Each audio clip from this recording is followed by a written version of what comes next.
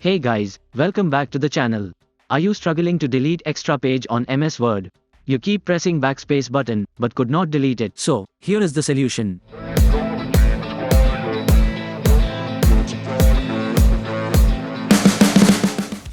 As you can see now I have 5 pages in the document, where one page I'm not able to delete.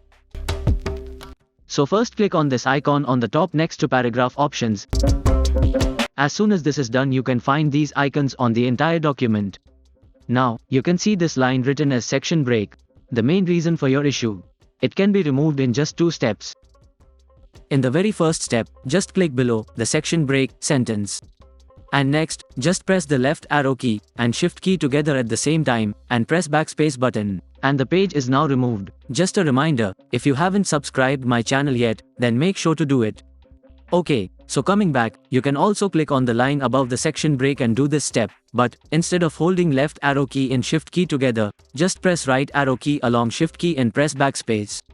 And that's it. As you can see now we have just 4 pages in the document. Congratulations, you have removed that extra page from your document. If you found it useful, do like the video and also share it with your family. Thanks for watching. Till then, keep learning and keep creating.